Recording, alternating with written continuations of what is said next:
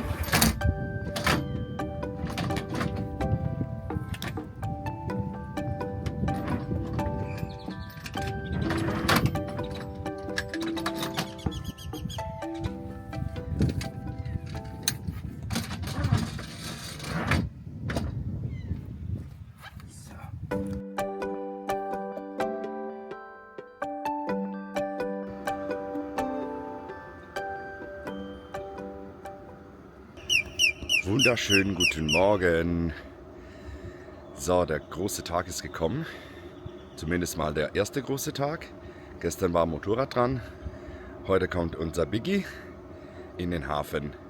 Es ist jetzt wahrscheinlich so an der Sonne an knapp 6 Uhr ein bisschen. 6:30, 6:45. Wir haben um 8 Uhr Termin bei der Agentur. Also das gleiche Prozedere wie gestern. Andere Agentur, weil Seabridge konnte uns keine Verschiffung vom Motorrad anbieten. Deswegen haben wir einen anderen Partner gefunden. Und ja, wir machen jetzt noch die letzten Vorbereitungen. Das Fahrzeug ist eigentlich jetzt, wie ihr sicher aus den Bildern vorher schon gesehen habt, war ja alles ausgeräumt und so. Wir haben ihn geputzt und alles und machen uns jetzt auch noch selber ready. Wir müssen lange Sachen tragen, zumindest lange Hosen für den Hafen. Und ja, dann geht es dann schon ziemlich bald los nach dem morgendlichen Kaffee. So Leute, das Werk ist, glaube ich, vollbracht. Wir haben nichts mehr drinnen. Das ist alles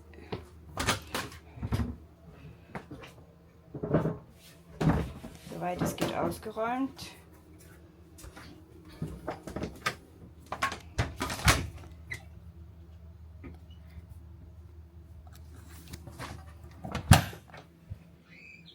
Yes.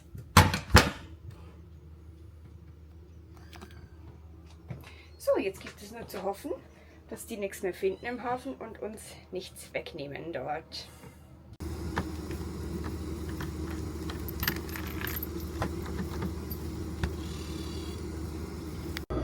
Und so sieht es hier vorne aus.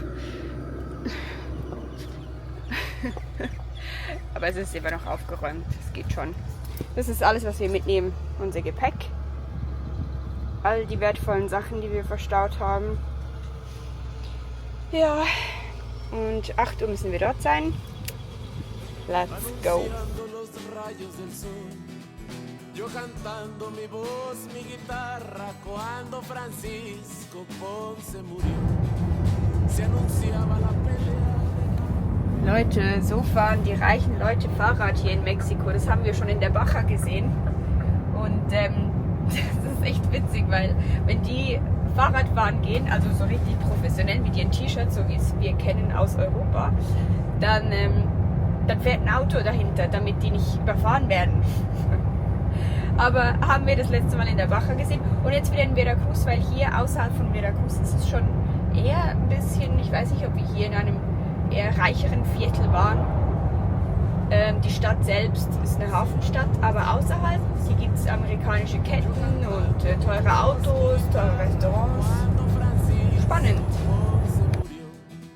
Se anunciaba la pelea de gallos, él llevaba el suyo pa' jugar. El gallo de Francisco cantando, a ver quién se le pone de rival. Yo cantaba dentro del palenque y la gente empezaba a apostar. Hola, buenos días. más valiente o el de Francisco, ¿cuál va a quedar? Jueguen los gallos, señores, se oye gritar. Jueguen los gallos, señores, ¿quién ganará? Ahí está, okay. Pero el gallo de Tomás Valente, ya cansado, empezaba a perder.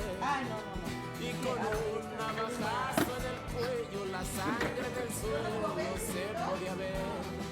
Francisco levantaba su copa, mientras yo sonreía con Tomás.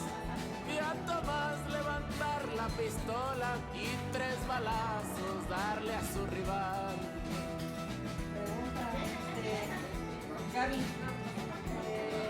El diablo cantando en el palenque, el gallo de Francisco de pie.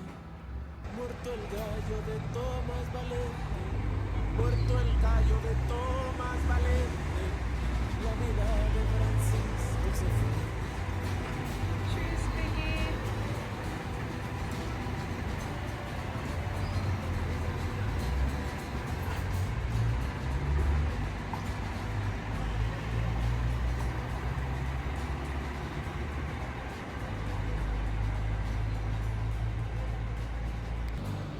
Ja Leute, jetzt auf einmal ging alles ganz schnell. Wir mussten um 8 Uhr hier sein, haben kurz die Papiere noch unterschrieben. Also der Pass von Thiago wurde gescannt, die ganzen Papiere kontrolliert. Das Tipp vom Banchercito wurde eingezogen, damit sie das abmelden können.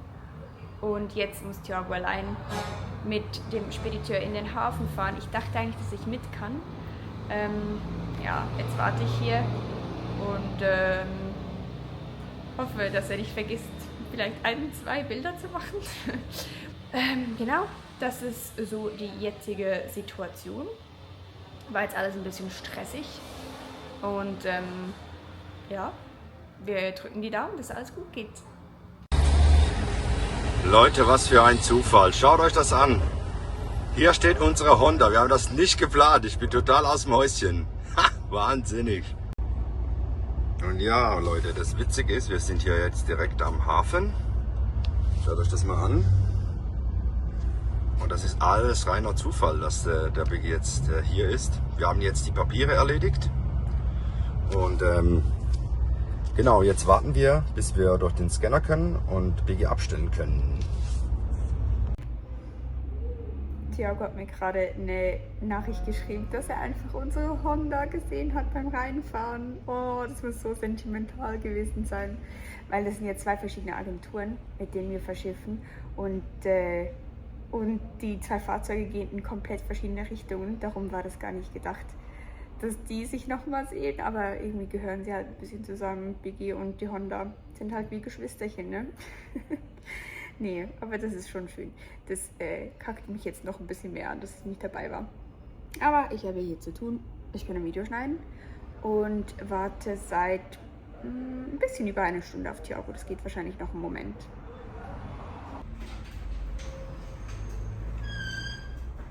Sag mal, wer zurück ist. Hallo. Du könntest aber Hafenmitarbeiter sein, du. Gell? Ja. Hat Ich alles dachte, super sie haben geklappt. dich vergessen. Was? Ich dachte, sie haben dich vergessen. Nein, aber hat alles super geklappt. Ja, Biggie ist safe. Ja, er ist sich angezäunt da und so. Ja, wir blenden euch mal ein Foto ein. Sieht richtig gut aus. Standen auch noch einige andere Overländer natürlich schon da. Und 3 Lamborghinis. Wow, die nehmen wir mit. Genau. Ging alles ziemlich schnell, muss ich echt sagen. Jetzt ist knapp 11 Uhr, wir sind um 8 Uhr gekommen. Also, und da liegt ja auch noch Fahrzeit von hier zum Hafen und so. 30 Minuten, 40 Minuten. Ja, also es ging alles ziemlich schnell. Ja, cool. Und Hondinchen hast du auch noch gesehen. Ja! Ich habe das Video schon eingeblendet. Ach, so hast du schon gezeigt. Ja, genau, die habe ich auch noch gesehen. Voll cool, ey. Ich bin voll ausgeflippt. Ich so, hey, das ist unser Motorrad. Und so, nee, das sagst du jetzt nur so. Ich so, doch, das ist unser Motorrad. Und dann habe ich ihm die Fotos gezeigt. Echt cool. Ja, sie ist auch safe im Hafen. Okay.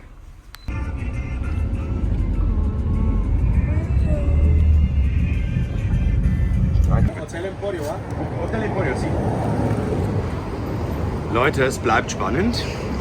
Wir haben uns ein Taxi genommen. Der Verschiffer hat uns das Taxi organisiert.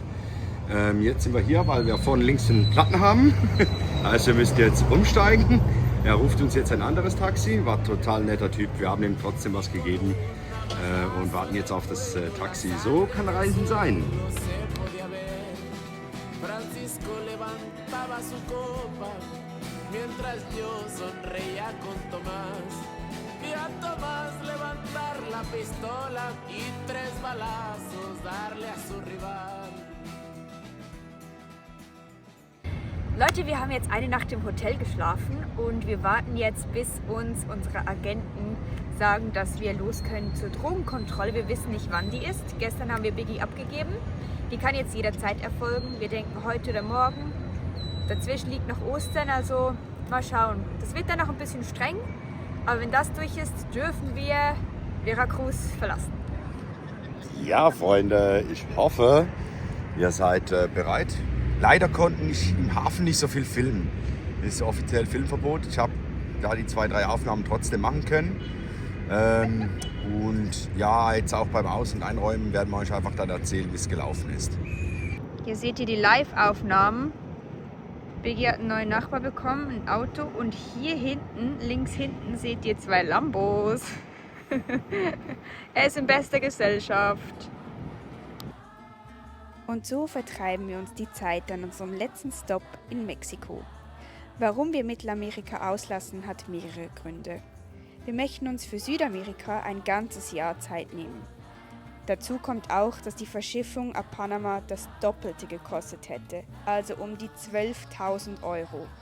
Und wir wollen es nicht leugnen, aber natürlich sind wir vielleicht ein paar Zentimeter zu groß geraten für Mittelamerika.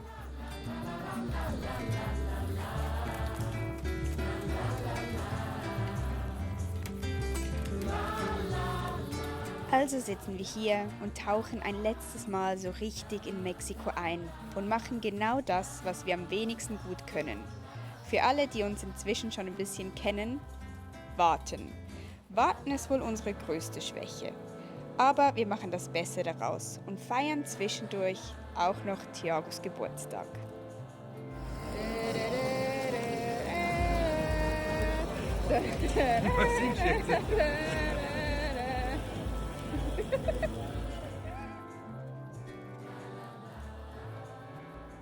Ja, Leute, wir warten immer noch.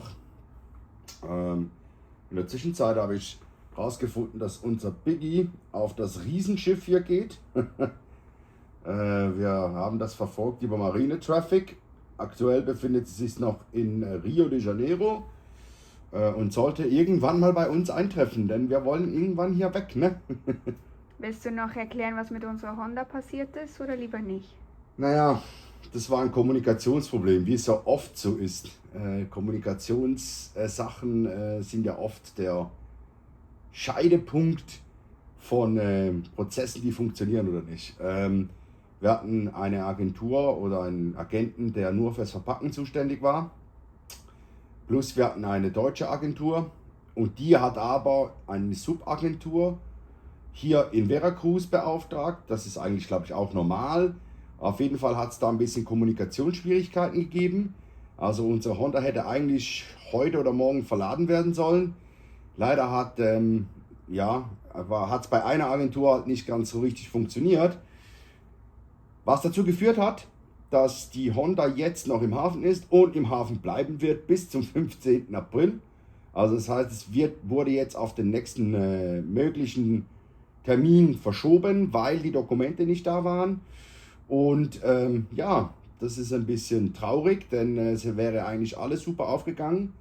Aber auch hier, Kommunikation hat nicht ganz geklappt. Deswegen schaut immer, dass ihr eine gute Kommunikation habt. Thiago, wir haben noch gar nicht über deine Gesichtsfrisur diskutiert. Schon wieder. Die Leute haben ihren Senf dazugegeben. Was glaubst du, ist da rausgekommen? Lass mich raten.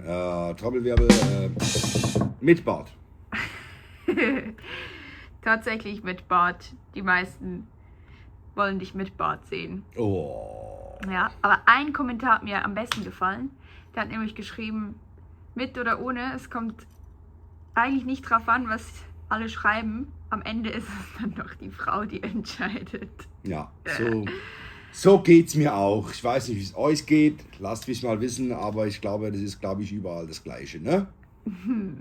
Also, was ist jetzt deine Decision? Das bleibt eine Überraschung. Ihr werdet sehen.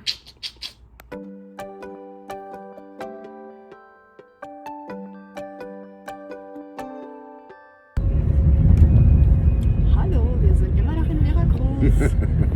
Neuer Tag, neues Glück. Heute ist Wochenende, Samstag. Also gehe ich nicht davon aus, dass was geht heute. Wir haben bereits Kontakt gehabt mit dem Agentin aus Cartagena.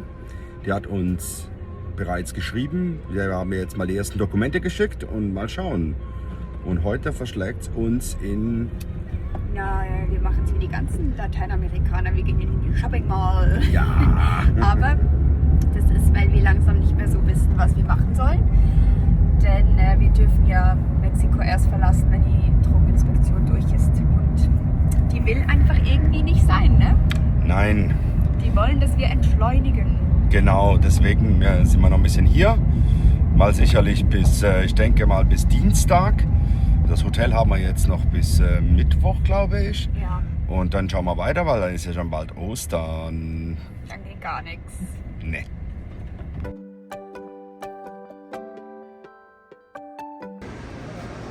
Ja Leute, heute machen wir was für die Linie. Ein kleines Stückchen Kuchen mit einem Kaffee. Ja, aber ich vermisse schon den Kuchen aus der Schweiz oder aus Europa. Aber vielleicht kommt der ja dran. Ihr seht, uns geht's gut. Wir vertreiben hier die Zeit. Wir sind in der Shopping Mall und essen jetzt was. Heute ist Samstag, morgen passiert auch nichts. Morgen ist Sonntag und dann hoffen wir doch, dass wir am Montag irgendwie Bescheid bekommen, dass wir die ganze Karre ausrollen dürfen. Und, was dazu kommt, nächste Woche wird es richtig heiß. Es zieht jetzt richtig an mit den Temperaturen.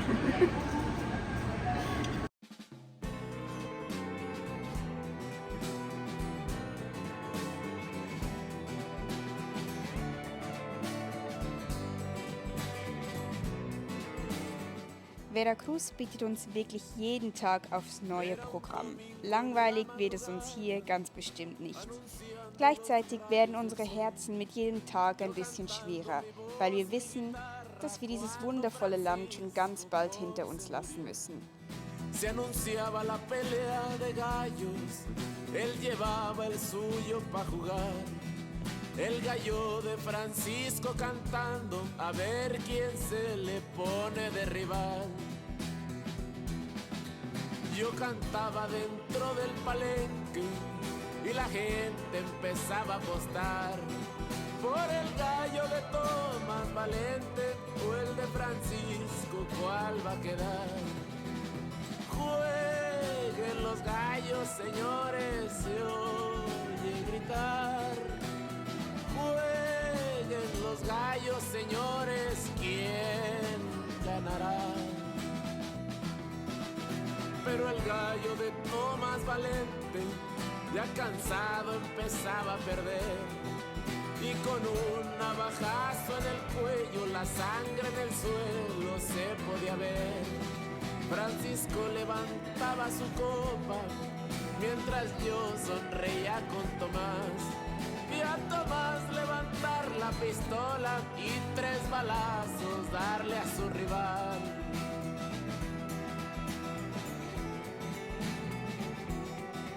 El diablo cantando en el palenque. Thiago, erkennst du einen Unterschied von unseren Sonntagabenden zu den Mexikanern ihren Sonntagabenden? Null. Leute, ist doch normal. Gehst am Sonntagabend nach Zürich, sieht's genau gleich aus.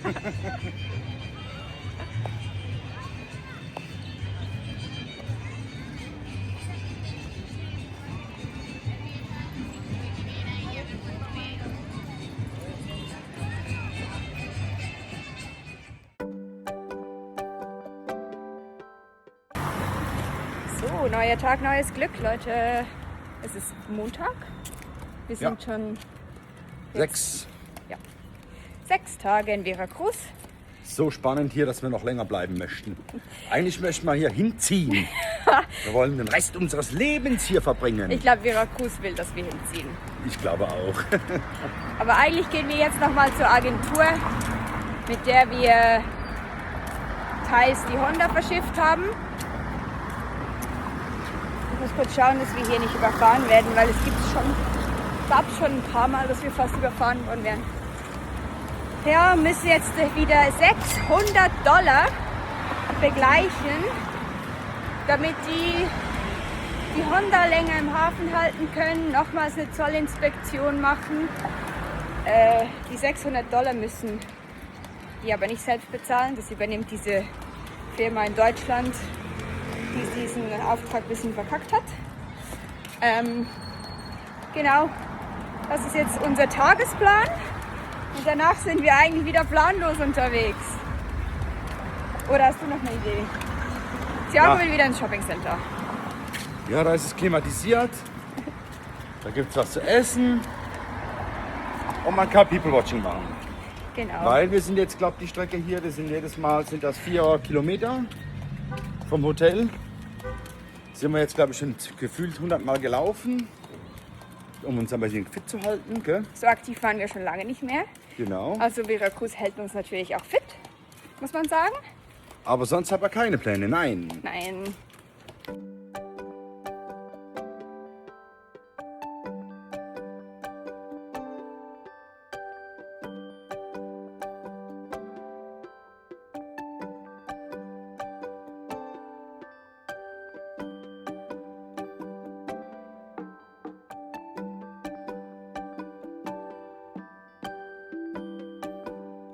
Wir fahren mal wieder Taxi und die nächste Panne. Heute gibt es eine andere Panne. Ich weiß noch nicht, was los ist, aber ich glaube, es war nicht schlimm. Man muss noch was kontrollieren. Hallo? Geht weiter.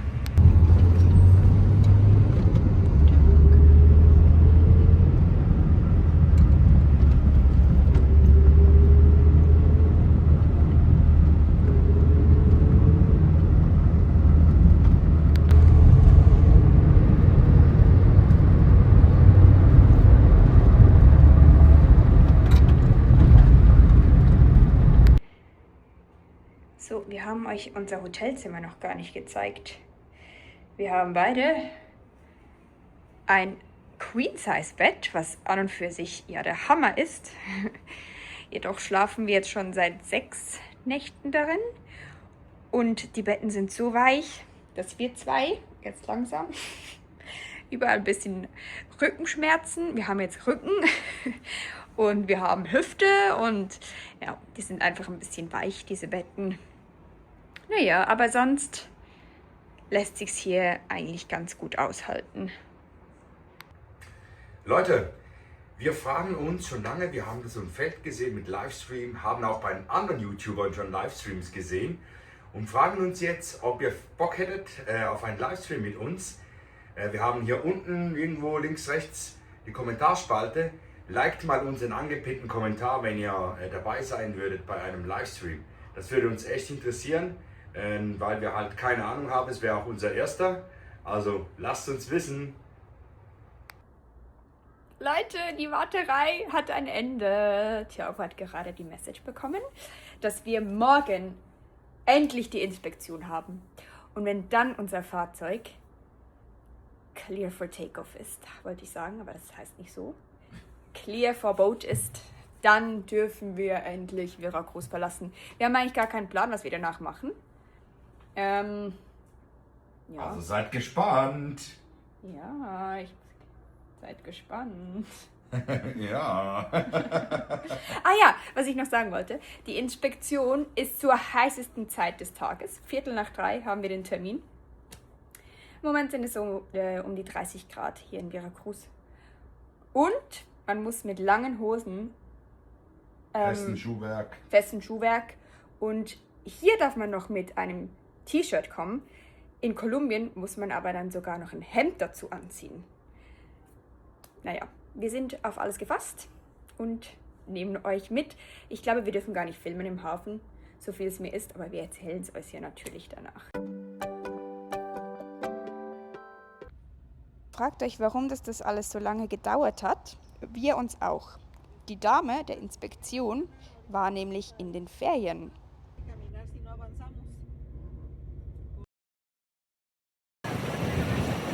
Leute, wir haben es geschafft. Wir haben die Inspektion überstanden. So sehen wir auch aus. Oh, du musst ganz noch sehen. Ja, es war schon anstrengend, die ganze Karre auszuräumen. Wir haben es überall geschaut und so. Ja, war echt anstrengend. Aber Leute, ihr wisst, wir haben es wir haben es überstanden. Und jetzt gehen wir uns ein wohlverdientes Taco essen. Und dann erzählen wir euch ausführlich, wie es war, weil wir konnten wirklich nichts filmen. Das war höchst verboten und wir hatten auch gar keine Zeit zu filmen. Was? Okay, see you. Bye.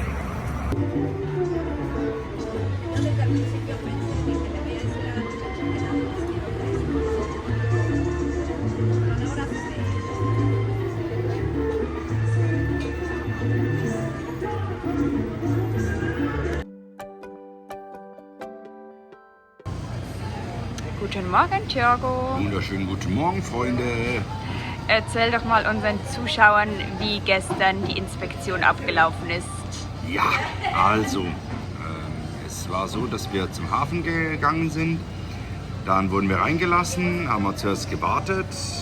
Dann kam eine Vorinspektion, das heißt, Manuela ist dann reingegangen mit der Inspekteurin und wurde dann quasi alles, was in Biggie drin war, wurde dann kontrolliert.